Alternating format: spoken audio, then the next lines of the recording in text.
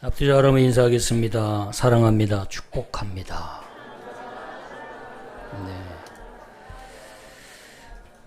네, 이틀 뒤에는 이제 6.25 전쟁이 일어난 지 74년이 되는 날입니다. 나라 사랑의 날 넷째 주 오늘은 6.25 전쟁을 기념하면서 말씀을 준비했습니다. 6.25 한국전쟁이 언제 일어났는지 그리고 어떻게 일어났는지 모르는 국민이 앙케이트 설문조사에 의하면 33%가 된다고 합니다. 33%는 6.25 전쟁이 어떻게 일어났는지 언제 일어났는지 전혀 알지를 못한다고 합니다. 그리고 더 안타까운 것은 6.25 이 한국전쟁, 이 전쟁에 대한 비극 그리고 고난, 그때 그 힘들고 어렵고 그 참혹했던 그 시절, 그 고통, 그 아픔을 다음 후손들, 자녀들에게 전혀 가르치지 않는다고 합니다. 이 6.25는 한국 역사상에서 또 가장 많은 희생자가 나왔어요. 그래서 6.25 때 죽은 국군이 14만 1956명입니다. 약 14만 명이 국군이 죽은 거죠. 우리의 젊은 20대의 청년들이 전쟁터에 나가서 약 14만 명이 죽었습니다. 그리고 유엔군, 전 세계 16개국에서 파견돼서 와서 우리나라를 지켜주고 자유민주주의를 지켜주겠다고 북한 공산주의와 싸우다가 희생한 유엔군이 14만 9,587명이라고 합니다. 그 중에서 미군이 가장 많이, 미국의 젊은이들이 가장 많이 우리나라에 와서 희생을 당했다고 합니다.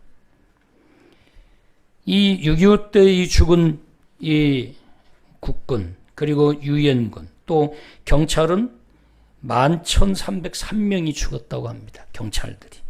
그리고 민간인이 약 24만 4,763명이 죽었다고 우리나라 국가보훈처에서 공식적으로 확인된 것만 이렇게 발표를 했습니다. 아무튼 점령지에서 서로 대치해서 치열하게 싸우다가 죽은 사람이 또 12만 3,936명이라고 합니다.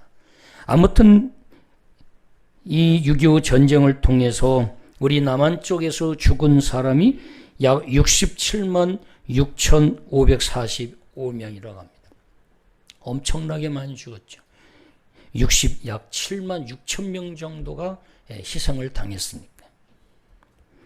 그리고 또 전쟁 중에 부상한 사람이 죽지 않고 다리가 잘리고 또 이제 이 장애를 입은 이 부상당한 사람이 국군이 19만 4,068명.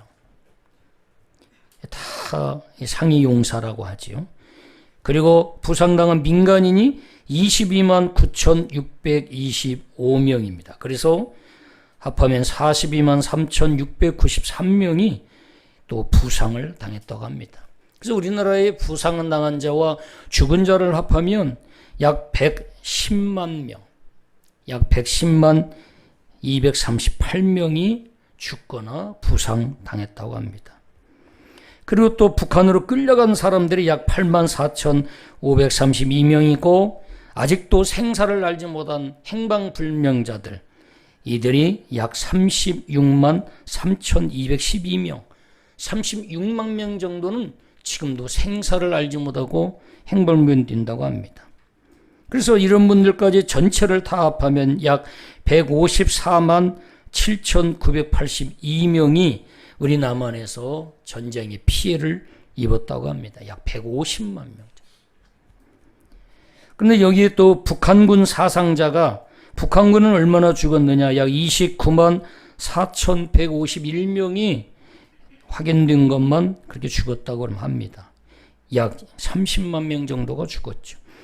그리고 이제는 우리가 이제 저 북한까지 진격해서 그야말로 온전하게 평화 통일을 눈앞에 두고 있을 당시에 중공군이 개입을 하면서 인해 전술로 수십만 명을 앞세우면서 중공군이 우리 6.25 한국전쟁에 개입하면서 이때 중국군 희생자가 18만 90만 명, 약 18만 9천 명, 18만 9천 명, 약 19만 명이 중공군이 희생을 당했습니다. 이렇게 해서 전체 남부 희생자들을 다 합하면 약 300만 명 이상이 죽거나 또 장애를 입은 그야말로 치열한 피비린내 나는 동족 상잔의 전쟁이었습니다. 6.25 전쟁은 또 제가 예전에 애틀랜타 가서 우리 이강숙 권사님이랑 이야기하면서 같이 또 들은 이야기, 또 그리고 그 젊은이들 20대들과 대화를 나누면서 들은 내용 중에 하나가 6.25 전쟁은 남한이 북한을 향해서 북침한 거다, 이렇게 알고 있는 이 젊은이들이 상당수가 있고 또 있다는 이야기를 들으면서 제가 그때 충격을 받았습니다. 6.25 전쟁은 북한이 1950년 6월 25일 새벽 4시에 남한을 공산화하기 위해서 남침한 전쟁입니다. 기습적으로 그날이 주일이었고, 그리고 휴전선의 모든 대부분의 군인들이, 지금도 아직 미스테리라고 그래요, 많은 군인들이 휴가를 다 보내서 고향으로 간 상태에 있었다고 합니다. 우리나라는 전차가 단 한 대도 없었다고 그래요. 그러나 북한은 234대의 전차를 확보하고 소련의 지원을 받으면서 군사력으로는 그 당시에 우리보다 훨씬 앞섰다고 합니다. 오늘 함께 읽었던 사사기 3장 1절은 창조시대를 지나서 애굽시대, 또 그리고 광야시대. 광야시대가 몇 년이죠? 40년. 그래서 광야시대를 지나서 하나님이 모세를 통해서 광야 40년 시대를 보내고, 그 다음에 모세가 이제는 죽고 여호수아를 다음 리더로 세우고 죽습니다. 가나안 땅은 못 들어가죠. 하나님이 약속한 땅. 그래서 여호수아가 이끌고 가나안 땅에 들어가요. 가나안 땅에서 몇 년 가나안 시대를 보내죠? 15년 동안 가나안 시대를 보냅니다. 그리고 여호수아가 죽고 그 다음에 사사시대가 시작이 됩니다. 13명의 사사시대, 마지막 사사, 온니엘부터 마지막 사무엘, 선지자이면서 사사였던 마지막 사무엘까지 13명의 사사가 통치하는 시대가 도래합니다. 여호수아는 110세에 딥네세라에서 죽고, 그리고 나서 사사시대가 진행이 되는데, 사사시대는 몇 년? 350년 동안 사사시대가 진행이 됩니다. 그래서 사사시대가 이제는 지나고 나면 그 다음에는 왕정시대가 이제는 들어오죠. 왕정시대 때 통일왕국 시대 사울, 다윗, 솔로몬 몇 년? 120년. 솔로몬 시대의 나라가 남북으로 분열이 됩니다. 북이스라엘과 남유다로 10개 지파, 2개 지파로 분열되죠. 북이스라엘은 몇 년간? 208년간 19명의 왕들. 그럼 남유다는 몇 년?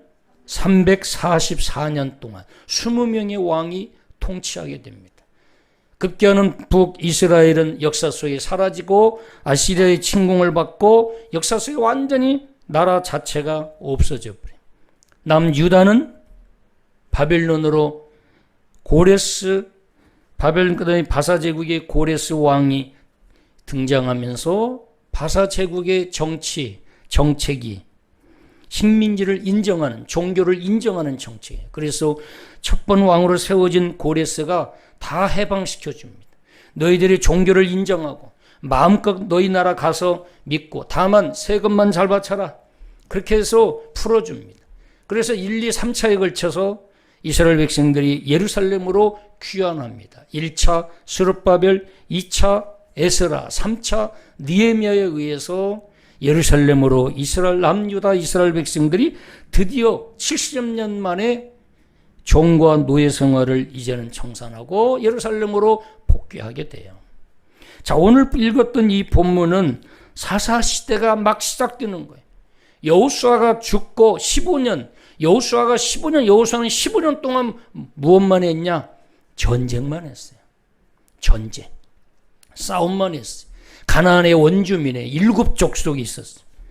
그들은 엄청난 전쟁의 달인이에요. 여리고성만 해도요 두께가 2m예요. 그래서 철옹성이라 합니다. 철옹성. 누구도 감히 여리고성을 이제 무너뜨릴 수 없는 그런 엄청난 그야말로 성벽, 철옹성을 이스라엘 백성들이 손 하나 까딱하지 않고 누가 그 여리고성을 무너뜨려 주셨어요?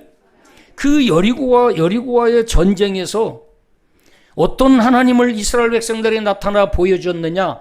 전능하신 하나님. 하나님이 역사하시고 하나님이 개입하시면 천하없는 2m로 철옹성으로 만들어서 그 어떤 침공도 막아낼 수 있는 요새처럼 철벽 수비를 한다 할지라도 하나님이 마음 먹고 하나님이 개입하시고 하나님이 역사하시면 다 무너질 수 있다고 하는 것을 누구에게 보여줬느냐? 당신이 택한 백성 이스라엘 백성들에게 보여주셨어요. 왜 보여주셨느냐? 나 여호와는 이런 하나님이다. 나 여호와는 이런 전능한 하나님, 초월적인 능력을 가지고 있는 이 세상을 창조하고 지금도 모든 인간의 생사화복을 주관하고 심지어 전쟁까지도 내 손에 달렸다. 내가 이기게 하면 이기는 거고 너 아무리 군사력이 크고 위대할지라도 내가 개입하면 질 수 있다 라고 하는 것을 누구에게 나타내 보여줬느냐? 이스라엘 백성들에게. 그거 보고 뭐하게? 여호와 하나님이 누구이신가를 알고 여호와 하나님을 두려워할 줄 알고 교만하고 오만하고 불순종하지 않고 겸손하게 여호와 하나님을 두려워할 줄 알고 그 전능하신 하나님께 구하고 자만하고 하나님을 떠나서 오만하게 내 능력과 힘으로 무엇인지 할 수 있다고 하나님의 높이, 하나님의 수준까지 교만해서 하나님을 외면하고 하나님을 떠나서 자기 능력과 자기 힘과만 의지하고 살다가 결국은 멸망하는 백성이 되지 않게 하기 위해서 하나님이 전쟁을 통해서 15년 동안 여호수아와 함께 그 가나안의 엄청난 그 이스라엘 백성들에게 비하면 가나안의 7족속은 엄청난 이 군사력을 확보하고 있다고 할 수 있죠. 그래서 그들 15년 동안 전쟁하면서 여호와 하나님이 누구이신가? 여호와 하나님이 어떤 하나님이신가를 그 출애굽에서 가나안 땅으로 들어온 그 1세대 광야에서 다 죽고 또 그리고 그 2세대 이 가나안 땅에서 15년 동안 여호수아와 함께 2세대들에게 광야는 헐벗고 굶주리고 먹을 것이 없는 삭막한 아무것도 이 농사를 지을 수 없는 초막 생활만 이 텐트만 이 생활하는 그들 가운데 하나님이 낮에는 구름 기둥으로 밤에는 불 기둥으로 그리고 만나와 메추라기를 새벽마다 내려주셔서 굶지 않고 옷이 헤어지지 않고 신발이 닳지 않도록 그래서 때마다 하나님이 만나와 메추라기를 보내서 먹여주신 하나님을 광야 40년 동안 보여주셨다면 가나안 땅의 15년은 전쟁을 통해서 하나님이 어떤 하나님인가를 이스라엘 백성들에게 나타나 보여준 거예요. 그런데 이제 어떻게 됐느냐? 이제 2절을 한번 보시면 2장을 한번 보죠. 사사기 2장을. 사사기 2장을 한번 보면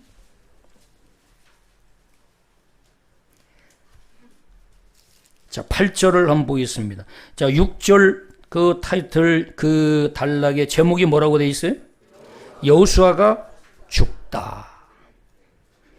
가나안에서 사명을 받고 가나안 땅에 들어가서 여호수아 다음 이 모세의 뒤를 이은 리더십을 가지고 가나안 땅에 들어가서 15년 동안 가나안의 7족속과 15년 동안 전쟁을 치르고 그리고 급기야는 그 땅을 다 정복하고 제비 뽑아서 다 레위지파를 빼놓고 다른 제자들에게 다 제비 뽑아서 다 분배해서 나눠주고 딱 죽어요. 그러나 여호수아의 사명은 정복하는 거예요. 전쟁을 통해서 이기고 승리하고 정복하는 거예요. 그래서 하나님이 여호수아에게 사명을 부여해 주면서 두려워하지 마. 여호수아서 1장 8절에 보면 너는 두려워하지 말라, 놀라지 말라. 강하고 담대해라. 내가 너와 함께하겠다. 모세와 함께했던 것처럼 내가 너 역시 함께해주겠다. 주야로 오직 여호와의 말씀만 묵상하고 너에게 언약하신 그 말씀 붙들고 꾀버리지 말고 잔꾀 부리지 말고 오직 하나님 말씀 붙들고 여호와 하나님이 나와 함께하심을 믿고 의지하면서 나가라. 나머지는 내가 다 알아서 해줄게. 그래서 이 여호수아는 모세 밑에 서부터 하면서 모세를 지켜보면서 모세와 함께 하신 하나님이 누구인가를 너무나 잘 알았기 때문에 그 하나님이 나 역시 함께 해주겠다고 약속하심으로 확신을 가지고 담대하게 가나안 땅에 입성하게 됩니다. 15년 동안 하나님이 전쟁을 통해서 여호수아와 함께 하시면서 다 이기게 하시고 그리고 급기야는 가나안을 완전히 정복하게 하시고 그리고 딥나세라에서 8절을 보시면 여호와의 종 눈의 아들 누구? 여호수아가 어떻게 됐어요? 110세의 죽음에 여호수아가 죽었습니다. 자, 그런데 어떤 현상이 일어났느냐?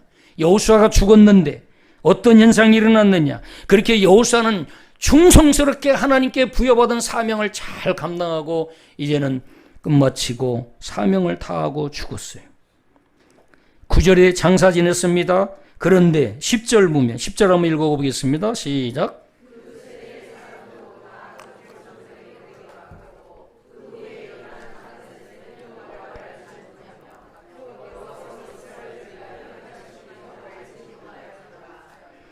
아멘. 10절 보세요. 그 세대의 사람도 다 그 조상들에게 돌아갔다. 그 세대의 사람도 다 죽었다. 어떤 세대 사람입니까? 여호수아와 같은 세대예요. 여호수아와 같은 세대도 다 죽었어요. 우리 영광교회 1세대들, 우리 영광교회 2세대들, 또 3세대가 등장하고 4세대가 등장하고 우리 가문의 신앙의 일대 증조부님 또 고조부님이 다 돌아가시고 3대가 남았어요. 4대가 남았어요. 그 집안 지금의 영적 상태가 어떤가? 1대가 가고 2대가 가고 3대가 남아있는 그 집안 그 가문의 신앙은 지금 어떤 상태인가? 지금 출애굽의 1세대 광야에서 다 죽었고 출애굽한 20세 이상 50세 다 죽었어요. 그 다음 세대를 광야에서 태어나고 한 그 세대들 60만 명 다시 채워서 가나안으로 들어갔어요. 근데 그 여호수아와 함께 가나안 세대 그 광야 세대에 같이 가나안까지 들어왔던 그 세대들이 다 죽었어요. 그런데 어떤 현상이 일어났느냐? 그 후에 10절 보면 돌아갔고 그 후에 일어난 다른 세대, 그 후에 여호수아 다음에 태어난 그 세대에 일어난 그 세대는 다음 세대가 아니라 다른 세대가 아니라 전혀 다른 세대라 이 말이에요. 할아버지 할머니가 죽고 나서 태어난 그 세대가 전혀 다른 세대가 태어났어요. 예수하고는 전혀 상관없는 세대, 하나님하고는 전혀 다른 세대, 돈밖에 모르고 세상에 부귀영화밖에 모르는 인본주의와 자본주의, 만문주의에 완전히 만문이 우상화된 세대가 태어난다면 큰일 나죠. 그죠? 조금 마음 불편하세요? 다른 세대가 태어났다. 넥스트 제너레이션이 아니라 완전히 다른 어나더 제너레이션. 다른 세대가 태어났어. 근데 그 세대의 특징이 뭐냐? 다른 세대는 하면서 첫 번째 특징이 뭐예요? 여호와를 알지 못해요. 광야 세대는 노뱀 사건도 있고 마라의 쓴물 사건, 만나와 메추라기, 그리고 구름 기둥과 불 기둥, 하나님을 경험했어. 출애굽하면서 홍해 사건을 경험하면서 하나님이 누구신가, 하나님이 우리와 함께 하시는 것을 느끼고 깨달았어요.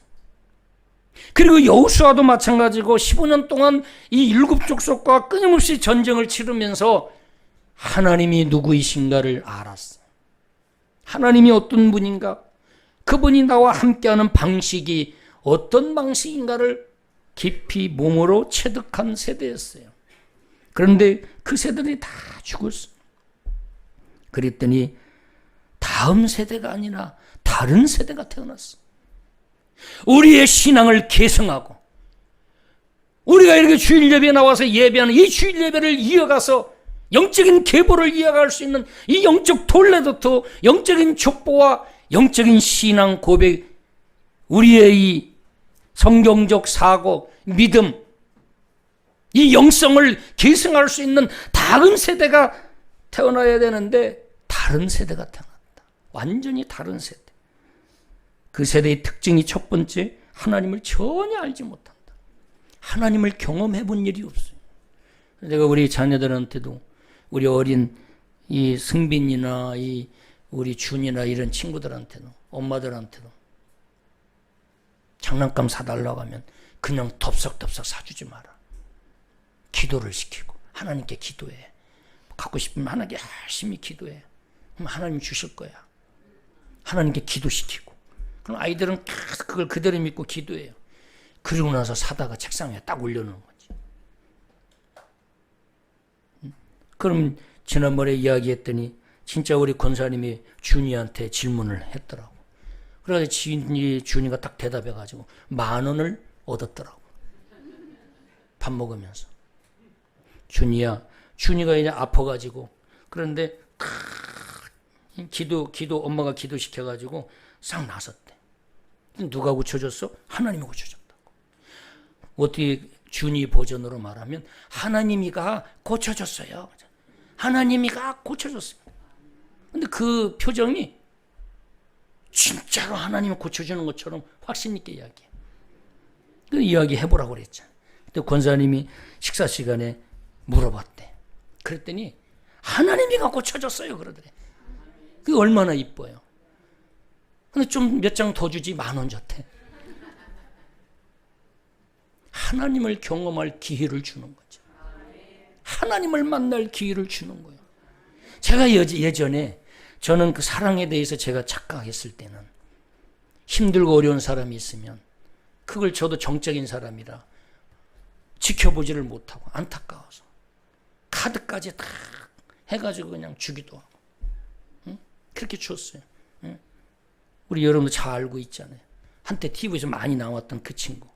지금 바람과 함께 사라져서 어디 나오지도 않대. 근데 그럴 줄 알았어. 그런데 제가 나중에 깨달은 것 중에 하나가 뭐냐면 하나님을 만날 기회를 내가 막아버린 거예요. 그러니까 그 사람 머릿속에는 김변호가 도와줬다고, 김변호만 남고 있지. 김변호가 도와줬다고 그러는 거예요. 하나님이 도와줬다고 인식하지 않고 사람이 도와준 거예요. 권사님이 도와줬네, 장로님이 도와줬네, 집사님이 도와줬네. 그래서 나도 모르게 그것이 내가 하나님의 자리에 올라가 있는 거예요. 하나님 앞에 끊임없이 무릎 꿇고 본인의 신앙을 가지고 하나님 앞에 기도하고 하나님께 몸부림쳐서 여호와를 구하고 여호와를 찾고 여호와께 부르짖어서 하나님을 자기가 만나야 돼. 그럴 기회를 우리가 그냥 차단해서 그냥 바로 불쌍하다고 극렬하다고 그냥 막 갖다 도와주니까, 너무 쉽게 도와주니까 하나님을 만날 기회를 내가 가로챘다. 그걸 제가 깨달았어요. 그래서 지혜롭게 섬겨야 되겠다. 하나님이 주신 시간, 물질 이런 걸 가지고 좀 더 이제는 지혜롭게 섬겨야 되겠다. 그런 깨달음을 얻었습니다. 여호와를 알지 못하는 세대가 나타났어요. 그리고 그 다음에 보면요, 여호와께서 무엇을? 이스라엘을 위하여 행하신 일도 알지 못했다. 그러니까 하나님이 이스라엘을 위해서 무슨 일을 했는지를 전혀 모르는 거야. 여호와 하나님이 우리 가정을 위해서 무슨 일을 했는지, 여호와 하나님이 엄마와 아빠가 결혼할 때 하나님을 구하고 찾고 의지하면서 결혼식할 때 하나님이 어떻게 엄마 아빠의 삶 가운데 가정 가운데 역사하셨는지를 전혀 몰라요. 그리고 힘들고 어렵고 그 어려운 인생의 실패와 그 실패의 나락에 떨어졌을 때 얼마나 하나님께 가서 20일을 작정하고 다니엘 기도를 하면서 하나님께 구하고 눈물을 흘리면서 하나님께 나가서 몸부림치고 기도하고, 사람들은 나를 인정해 주지 않고 비난하고 나의 실수와 허물을 들춰내서 정죄할지라도 나는 여호와 하나님께 가서 회개하면서 하나님을 구하고 찾고 의지해서 하나님이 다시금 길을 열어주시고, 하나님 다시금 채워주시고, 하나님 다시금 용서하시고, 하나님이 다시금 복을 주셔서 오늘에 이른 그 하나님의 역사, 하나님의 섭리를 전혀 모르는 다른 세대인 거죠. 하나님이 광야 40년 속에, 그리고 애굽의 400년을 어떻게 하나님이 해방시켜서 아무것도 없이 노예로 종으로 살다가 광야로 나온 그 가난뱅이 이스라엘을 어떻게 하나님이 먹이시고, 어떻게 입히시고, 어떻게 머리털 하나 상하지 않도록 하나님이 그 생명을 지켜주시고, 그리고 요단강을 어떻게 건너게 하셨고, 이 가나안을 어떻게 7 족속을 변변한 무기 하나도 없이 어떻게 여리고성을 무너뜨릴 수 있었고, 이 가나안 7 족속을 어떻게 다 정복하고 이 땅을 급기하는 이스라엘 백성들 지파별로 다 나눠서 거기서 터를 닦고 집을 짓고 농사를 지면서 이렇게 배불리 먹도록 역사하셨는가를 하나님이 하셨다는 것을 전혀 모르는 거예요. 그래서 열심히 자기 능력으로, 자기 힘으로, 자기 똑똑해서, 자기가 열심히 준비하고 열심히 노력해서 된 것으로 착각하는 그 세대. 그 세대가 어떤 세대예요? 다른 세대입니다. 자, 이 다른 세대를 위해서 하나님이 그 11절을 보면, 이 다른 세대가 11절, 2장 11절을 보면, 자, 누가? 이스라엘 자손이. 이 자손이 어떤 자손이? 다른 세대. 다른 세대 이스라엘 자손이 어떤 일을 행했느냐? 여호와의 목전에 악을 행하여 바알을 섬겼다. 왜 악을 행하죠? 하나님을 알지 못하는 세대이기 때문에. 하나님을 아는 사람은요, 교만해질 수가 없어. 두려워서. 인간이기 때문에 잠깐 교만해질 수 있어요. 그런데요, 교만해질 수 있지만 금방 회개해요. 왜? 하나님을 알기 때문에. 하나님이 어떤 분인가를 알기 때문에. 하나님을 아는 사람은요, 하나님을 두려워할 줄 알아요. 하나님을 두려워할 줄 알아요. 그리고요, 하나님을 아는 사람은요, 세상을 두려워하지 않아요. 그리고 하나님을 두려워하지 않아요. 하나님을 두려워하면서 동시에 하나님을 두려워하지 않아요. 그리고 세상을 살아가면서 세상을 두려워하지 않는 거죠. 왜? 하나님을 알기 때문에.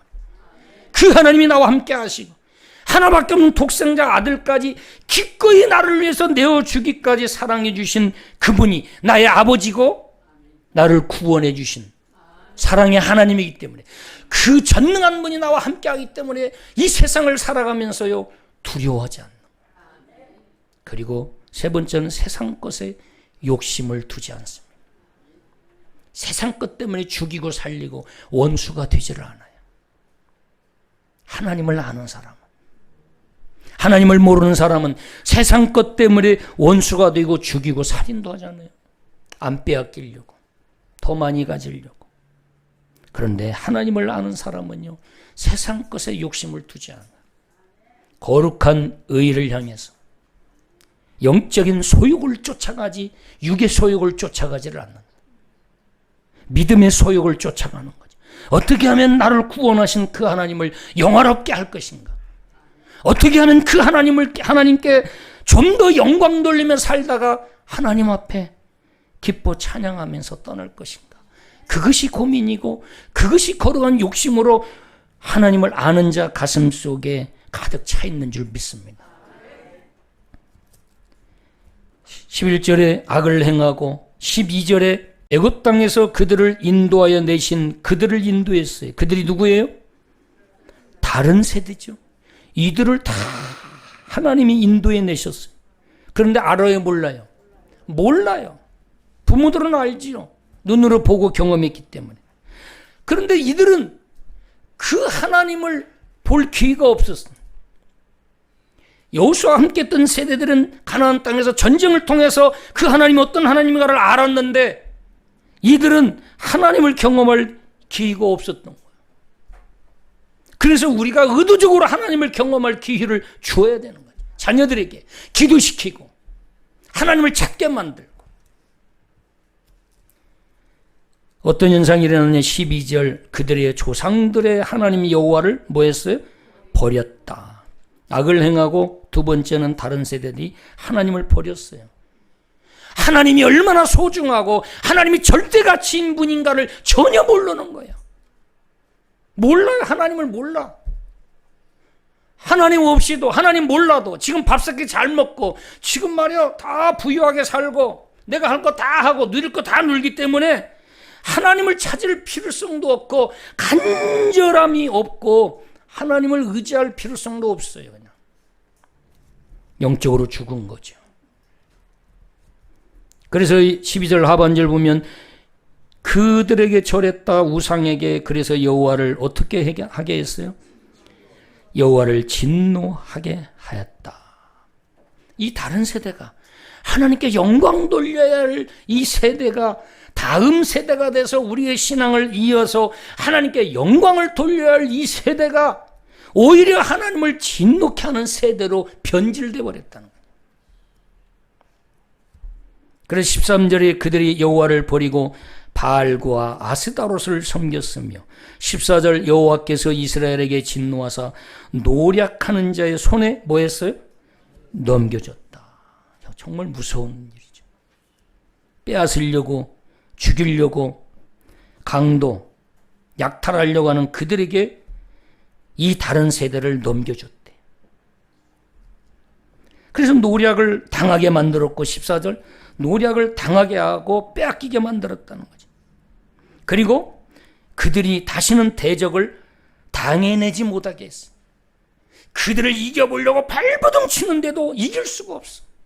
하나님이 안 도와주니까. 그래서 계속 지고 계속해서 인생이 완전히 곤경이 빠지게 만들었다 이거지. 하나님이 전혀 도와주지 않고. 그랬더니 15절 하반절에 그들에게 심리적인 어떤 현상이 일어났어요? 15절 하반절에 그들의 괴로움이 심하였더라. 사랑하는 여러분, 저도 자식을 키우는 부모 입장에서 늘 또 목사이기에 최대 고민이 뭐냐? 자녀들의 신앙이죠. 그래서 토요일 날마다 가정 예배를 계속하면서 축복하고 영적으로 권면도 하고 때로는 책망도 하면서 끊임없이 저도 목사로서 또 더 본을 보이고 더 목사의 자녀들이 타락해서 하나님을 진노케 하는 자녀가 되면 안 되기, 다음 세대가 되어야 되지 다른 세대가 되면 안 되기에 저도 몸부림치고 애쓰고 있습니다. 이 하나님을 모르는 전혀 다른 세대를 위해서 하나님이 어떤 일을 진행하셨느냐, 참 아이러니컬하고 놀라운데 2장 22절 23절을 한번 보시면, 자, 3장 1절을 그냥 보죠. 3장 1절을 한번 보면 한번 같이 한번 읽겠습니다. 여호와께서 가나안의 모든 전쟁들을 알지 못한 이스라엘을 시험하려 하시며. 자, 전쟁을 알지 못하는 이스라엘, 이들이 누구예요? 다른 세대죠. 이들을 위해서 하나님이 무슨 일을 지금 벌이셨느냐? 남겨두셨다. 남겨두셨어. 뭘 남겨두셨느냐? 전쟁을 남겨주셨다. 전쟁을 남겨뒀다. 곧 거기 보면 2절 하반절 보면, 자 2절도 같이 한번 읽어봅니다. 시작. 이스라엘 자손의 세대 중에 아직 전쟁을 알지 못하는 자들에게 그것을 가르쳐 알게 하려 하사 남겨두신 이방 민족들은 누구였어요? 3절? 이게 다 누구예요? 가나안 족속들. 왜 하나님은 싹 여호수아 때 완전히 싹 쓸어서 한 명도 이방 민족이 남지 않고 청산하도록 왜 하지 않으셨는가? 다음 세대를 위해서. 다음 세대를 위해서 남겨두신 거예요.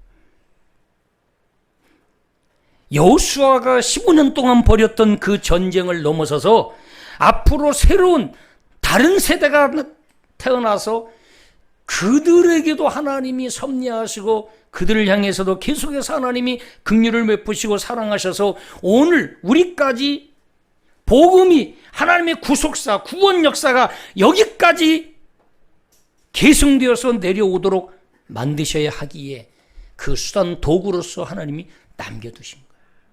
그럼 그 전쟁을 왜 남겨뒀냐?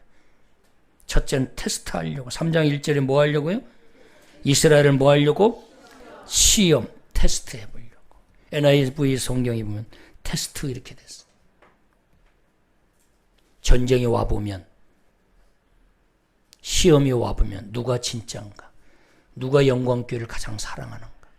누가 영광교회를 지키려고 하는가? 누가 도망가는가? 누가 등을 돌리나? 누가 포기하나? 누가 숨는가? 누가 가장 최전방에 서서 누가 지키려고 몸을 던지는가? 누가 하나님을 구하는가? 하나님 없이 누가 이방 우상에 가서 우상에게 손을 벌리고 우상에게 살려달라고 하는가? 다 드러나는 거죠. 하나님이 그 전쟁을 하나님이 남겨주셨어요. 전쟁을 알지 못하는 다른 세대를 위해서 전쟁을 남겨주셨다. 그러면 전쟁을 남겨주셨다고 하는 건 뭐예요? 그 전쟁을 통해서 누구를 나타내 드러내 보여주고 싶은 거예요, 하나님은? 자기 자신. 그래서 그들도 사랑하니까 이 그들도 끊임없이 싸우고 치열하게 자신을 지키려고 몸부림치는 가운데 하나님이 함께 하심으로 도저히 이길 수 없고 이 자본주의에서 사업도 하고 중소기업 엄청난 세금을 내면서 치열하게 자본주의와 싸우고 계시잖아요. 그러시죠, 김석관 선교사님? 예, 한국까지 와가지고 베트남 돈도 모자라가지고 한국까지 와서 또 강의하시고 또 전 세계 미국까지 수출하면서 새벽마다 제가 기도합니다. 김배옥 커피가 전 세계 브랜드 1위가 되게 해달라고. 네이버에서 유질 커피 브랜드 1위를 했대요. 예, 뭐 내일 아니니까 아멘 안 해도 돼요. 뭐. 예, 예. 내 일이 하나님의 일이 되게 해야 돼요. 그래야 하나님은 개입하셔요. 내 일이 내일로 끝나면 하나님은 이렇게 보고만 계셔요. 그런데 내 일이 하나님의 일이 될 때 하나님은 개입하시기 시작하셔요. 그러면 내가 하나님을 경험해요. 전쟁이 다른 세대는 전쟁이 자기와 이방 민족과의 싸움인 걸로 알지만 이 전쟁은 여호수아와 모세는 이 전쟁은 여호와께 속해 있다. 너희들이 우리 이스라엘 민족에게 공격해오는 순간 여호와가 너희와 대신 싸워준다. 이 전쟁은 하나님 전쟁이다. 헤렘 전쟁이라고 해요. 헤렘. 다윗은 늘 전쟁을 할 때 헤렘 전쟁, 헤렘 의식을 가졌어요. 여호와의 전쟁이야. 그래서 가나안 전쟁은 여호와의 전쟁이야. 하나님과 이방 민족과의 전쟁인 거예요. 그런데 이 다른 세대는 하나님을 모르니까 그 전쟁이 자기들과의 싸움이야. 그러니까 전략 교육해야 되고 어떻게 무기 많이 확보해야 되고 이런 것만 신경을 쓰는 거죠. 하나님께 도움을 구하지는 않고 하나님께 무릎 꿇고 하나님을 의지하지는 않죠. 그런데 하나님은 이 전쟁을 남겨두신 것이 자신을 나타내 보여주고 싶었어요. 그리고 두 번째, 그 앞에 서서 흔들리고 끝까지 믿음을 지키나 안 지키나, 시험에 드나 시험에 안 드나 하나님은 보고 싶었던 거예요. 전쟁 앞에서 전쟁 앞에서 너의 입에서 나오는 말, 가나안 땅에 올라가면 죽는다. 그들은 우리보다 크고 네피림 장수들이 있고 올라가지 말자. 그런 말이 나오는지. 아니다. 여호와가 우리와 함께 하시면 능히 그들을 이길 수 있다. 그들은 우리의 밥이다. 올라가자. 여호와가 허락하셨으니, 여호와가 가나안 땅을 맡기셨으니 그 약속의 말씀을 의지하고 믿음으로 나아가자. 그런 말이 나오는지 하나님은 우리의 입에 주목하는 거지. 그리고 발을 내딛는지 등을 돌리고 뒤로 물러가는지. 그래서 제가 끊임없이 한 달 전에 많이 강조했죠. 한계 상황에서 물러서지 마십시오. 안 죽습니다. 한계 상황에서 명분을 만들어내고 이유를 만들어내려고 노력하지 말고 한계 상황을 하나님 한번 바라보고 아멘하고 발을 내딛고 한계 상황을 향해서 돌파 믿음을 가지고 발을 내디디십시오. 그러면 영적 스토리가 만들어집니다. 간증이 만들어집니다. 그 말이 뭐냐면 한계 상황을 향해서 믿음으로 나갈 때 하나님을 만나고 욥처럼 하나님을 손으로 만진 바요 본 바와 같은 간증을 얻게 된다는 거죠. 대부분은 근데 그 앞에서 많은 이유를 이야기해요. 근데 그 이유를 또 합당해요. 그래서 우리는 그 이유 앞에서 뭐라고 말을 할 수가 없어요.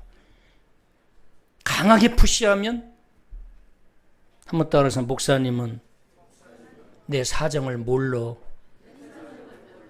목사님도 그 앞에 서봐. 그런 말 나오나. 그렇게 할까 봐서 그냥 기도만 하는 거예요. 하나님이 이스라엘 그 다른 세대들을 시험하고 싶으셨어요. 진짜 이들에게 믿음이 있는지 없는지 그 다른 세대를. 그리고 거기에 3장 2절 보면은 또 중요하죠. 두 번째는 왜 전쟁을 남겨두셨느냐. 이스라엘 자손의 세대 중에 아직 전쟁을 알지 못하는 자들에게 그것을 가르쳐 알게 하려 하사 남겨두신 이방 민족들. 전쟁을 알게 하고 싶었다. 얼마나 전쟁이 무서운지. 그리고 이 전쟁을 통해서 이 당하는 고통이 얼마나 큰지. 하나님이 왜 북한을 저렇게 남겨두셨을까? 지금 우리는 전쟁이 끝난 상태가 아니잖아요. 잠시 휴전해서 멈춰있는 상태. 하나님은 왜 이 대한민국을 38선으로 이 분단화가 저 위쪽은 공산주의고 아래는 자유민주주의. 극과 극으로. 그리고 남한에도 친북 세력들이 지금도 존재하고 있고 북한을 찬양하고 광화문에서 김정은이가 답방한다고 하니까 인공기를 들고 환영한다고 하는 이런 간첩과 같은 자들이 지금도 앞에 남아있고 우리 안에 있고 왜 하나님이 이렇게 북한을 이렇게 남겨뒀는가? 싹 하나님께서 다 멸하시지 아니하시고 다른 세대 가운데 하나님이 함께하는 증거를 나타내 보여주시려고. 그리고 그들의 교만을 절대로 교만하지 못하게 하기 위해서 겸손케 하려고. 우리는 북한을 보면서 우리는 겸손해야 되는 거죠. 지금 우리의 청년 세대들은요, 이 안보 불감증에 빠져 있어요. 안보 불감증. 어떻게 하면 군대를 안 갈까? 뭐 그러죠. 조국에, 애족에 대한 마음이 하나도 없어요, 우리는. 애족에 대한 게.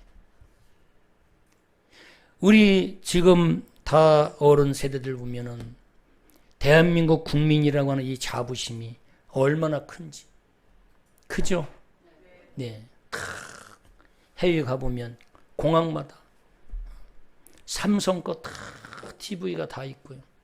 큰 아치 전광판이 삼성, LG가 다 있고 우리나라가 만든 자동차, 현대, 기아 이런 자동차가 세계를 누비고 있고 이 조그마한 나라에서 그리고 국민 1인당 국민소득이 일본을 능가했고 34,000불 시대에 전 세계 10위권 안에 드는 이 조국 대한민국, 그 뒤에는 여호와 하나님이 함께하고 계십니다.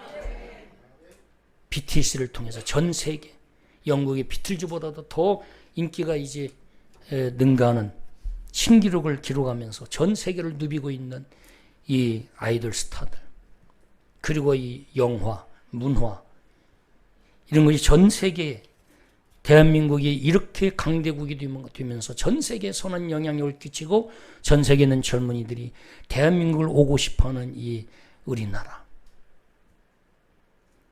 그 뒤에는 여호와 하나님이 우리와 함께하고 계십니다. 그런데 하나님은 전쟁을 남겨두셨어요. 우리를 시험하려고. 그리고 전쟁을 알게 하시려고. 그리고 세 번째는 4절이죠. 남겨두신 이 이방 민족들로 이스라엘을 시험하사 여호와께서 모세를 통하여 그들의 조상들에게 이르신 명령들을 뭐하는지, 순종하는지 알고자 하셨더라. 전쟁 앞에 딱 서 있을 때 그 전쟁 앞에서도 하나님 모세에게 이제 가르침 받고 배웠던 그 명령, 규례, 법도, 말씀을 순종하는지 하나님은 알고 싶은 거예요. 우리에게 크고 작은 전쟁들을 보내서 그 앞에서도 정말 하나님이 가르쳐 주신 말씀을 지키는지 안 지키는지 하나님은 이렇게 보고 싶어 하는 거지. 우리에게 끊임없이 다가오는 시험 앞에서도 우리가 하나님 말씀을 지키는지 안 지키는지 하나님은 보고 계신다는 거죠. 그래서 우리가 영적으로 순간 우리가 영적으로 긴장의 끈을 놓으면 순간적으로 내 자아가 하나님 말씀을 벗어나서 교만에 이르고 하나님의 자리에 올라가는 그런 이 죄를 우리가 순간순간 범하고 돌아서서 깨닫고 후회하고 또 하나님께 회개할 때가 얼마나 많아요. 사랑하는 여러분, 6.25 전쟁 이면에도 여호와 하나님이 함께 하셨어요. 주일날 새벽에, 다 새벽 예배 드릴 시간인데 그때 남침을 했잖아요. 유엔의 안전보장 이사회가 상임 이사국이 5개 나라인데 5개 나라 중에서 단 한 개라도 반대하면 유엔군을 파병할 수가 없답니다. 미국, 영국, 프랑스, 중국, 소련. 그런데 소련은 공식적으로 반대한다. 유엔군을 파병하는 거 반대한다. 그렇게 공포를 했다고 그래요. 그래서 상임 이사 회의를 하는 그 시간에 이제 한 나라도 반대하면 유엔군을 파병할 수 없는 거예요. 그런데 소련이 반대했는데 소련이 불참했어. 4개 나라 대표가 모여서 결의를 해서 유엔군을 파병하게 된 거예요. 그런데 일화 중에 하나가, 제가 이제 이 기사를 쓰니까 팩트체크를 정확히 해야 되는데 아무튼 시간은 정확히 팩트체크는 못했어요. 자료를 한 2군데만 찾아봤는데, 근데 그 일화가 나왔더라고요. 이 소련군이 이 대표가 차를 타고 오는데 이상하게 가다가 차가 시동이 꺼지는 거예요. 그래서 운전기사가 나와가지고 또 보는데 아무 이상이 없는 거예요. 그래서 또 시동을 또 걸어가지고 조금 걸려가지고 조금 가다 보면 시동이 또 꺼지는 거예요. 그래가지고 또 보면 아무 이상이 없대. 그래가지고 또 시동을 계속 거는데 시동이 안 걸린 거야. 그래가지고 불참을 했대요. 뭐 전혀 아멘도 없네. 이건 목사님 꾸미는 거, 이건 좀 더 내가 팩트 체크 해볼게. 이제 더. 그래서 한 2군데가 이렇게 나와 있더라고. 이 소련이 공식적으로 반대한다고 발표했는데, 그래서 4나라 대표가 모여서 결의해가지고 유엔군을, 그 엄청나게 20만 명 정도 되는 유엔군이 와서 20대들이 이 조선 땅 대한민국을 지켜주겠다고. 그런데 더 감사한 건 미국이 가장 많이 보냈어요. 미국에 우리나라로 온 미군들 중에서 크리스찬이 80% 이상이라며. 크리스찬들이. 그런데 더 놀라운 건 크리스찬들 그 파병 모병을 할 때 내세운 이 명분이 뭐냐면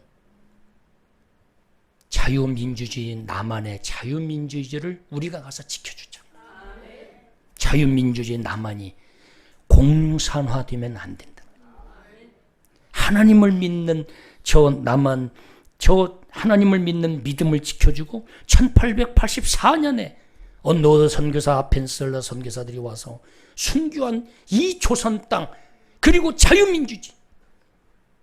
이승만 대통령이 세 가지 이념을 가지고 나라를 초대 대통령에 내세운 이념이 자유민주주의, 한미동맹, 그리고 기독교 국가를 만들겠다. 3.15 부정선거 때문에 이 부정적인 이미지도 있지만 우리 기독교 입장에서 보면 장로고, 그리고 이 언어의 천재 아니에요. 지금도 이승만 대통령의 그 업적을 따라온 사람이 없대요. 그 몇 년 안에 하버드부터 다 프린스턴 그 학교를 다 우수하게 다 졸업할 정도로 유창한 영어 실력. 그래서 미국을 설득하고, 그래서 자기들이 본인이 원하는 걸 다 끌어내고. 그런 하나님이 그런 요소에 하나님이 지금 자유민주주의 이 조국 대한민국을, 그리고 마음껏 예배드리고 하나님께 영광 돌릴 수 있도록 하나님이 여기까지 에베네스를 인도하신 것은 그 6.25 한국전쟁 가운데 여호와 하나님이 함께 하셨다. 그리고 더욱 놀라운 것은 완전히 중공군이 개입하면서 다, 아니 우리가 밀려가지고 저 부산 낙동강 전투, 그리고 저 부산까지 다 완전히 정복당하고 있을 때 일본에 있었던 메가더 장군을 통해서 그 크리스찬 장군, 메가더 장군을 통해서 인천 상륙 작전을 통해서 서울을 다시 탈환하고, 그래서 모든 이 북한군의 군수물자를 다 허리를 차단해서 완전히 아비규환을 만들고 그 열사를 몰아서 북한까지 진격해서 올라가도록 하나님이 이때를 위해서 크리스천 장군, 메가더 장군을 하나님께서 세워서 인천 상륙 작전을 통해서 세계의 유례 없이 아주 우수한 작전으로 지금도 전쟁사에 남아있는 인천 상륙 작전을 통해서 대한민국 자유민주주의가 다시 복원되게 하신 이 이면에 전부 다 이것이 하나님의 이 조국 대한민국을 사랑하는 하나님의 섭리였다. 전 세계에 약 3만여 명의 선교사들이 나가서 지금 전 세계에 나가서 복음을 전하고 있어요. 미국 다음으로 가장 많은 선교사들이 전 세계에 나가서 복음을 증거하고 있는 이런 기독교 나라, 마음껏 예배할 수 있는 조국 대한민국, 이 6.25 전쟁, 한국 전쟁 가운데도 여호와 하나님이 함께 하셨다. 하나님이 역사하셔서 지켜주신 이 자유민주주의를 이제는 우리가 지키고, 평양이 한국의 예루살렘이라고 한 그 평양이 남한보다 더 북한이 영적으로 더 은혜가 넘쳤고 더 부흥되었던 그 북한이 공산주의가 들어가면서부터 교회가 없어지고 지금은 공산화돼서 이제는 자유민주주의가 보장된 대한민국이 세계 유례 없이 74년도에 엑스폴로 대회를 통해서 폭발적인 교회 성장이 일어나고 전 세계 유례 없이 교회가 성장하면서 경제가 같이 성장하면서 전 세계 선진국으로 도약한 우리 조국 대한민국. 이제 다른 세대가 아니라 다음 세대가 돼서 우리의 신앙의 열조 선배들이 물려준 그 신앙, 주기철 손양은 목사님, 이급풍, 그리고 양전백, 성경조 목사님, 우리 한국 기독교의 처음 7명의 목사님들이 목사 안수 받고 평양에 소래교회를 세우고 평양신학교에서 총신대학교에 이어지도록 끊임없이 주의 종들이 배출되고 있고, 또 그걸 위해서 파생된 교단들이 엄청나게 생기면서 기독교가 이렇게 발전한 것처럼 그 신앙을 우리가 이제는 넥스트 다음 세대가 돼서 이어갈 수 있는 저와 여러분이 되어야 될 줄 믿습니다. 이 시간 같이 한번 기도하겠습니다. 합심해서 한번 이 시간 소리내서 기도했으면 좋겠습니다. 내일 모레 6.25 전쟁 74주년인데 하나님께서 전쟁은 여호와께 속해 있으니 하나님 아버지 이 한반도에 전쟁이 일어나지 않도록 저 북한을 하나님께서 꽉 묶어 주시고 이 자유민주주의가 붕괴되지 않도록 하나님 지켜주셔서 마음껏 예배하고 전생에 복음만을 위해서 쓰임받는 우리 조국 대한민국이 되게 하시고, 전 세계에 나가 있는 우리 이제는 이 대한민국 국민들, 해외 교민들을 지켜주시고, 모든 기업인들을 지켜주시고, 사학가들을 지켜주시고, 선교사들을 지켜주셔서 전 세계를 복음하는 데 앞장서고 있는 모든 우리 조국 대한민국 국민들을 하나님 지켜주셔서 전 세계 유례 없이 위대하게 쓰임받는 하나님의 민족이 될 수 있도록 도와주시고, 다른 세대가 되지 않고 다음 세대가 될 수 있도록 하나님 인도해 달라고 이 시간 합심해서 한번 기도하겠습니다.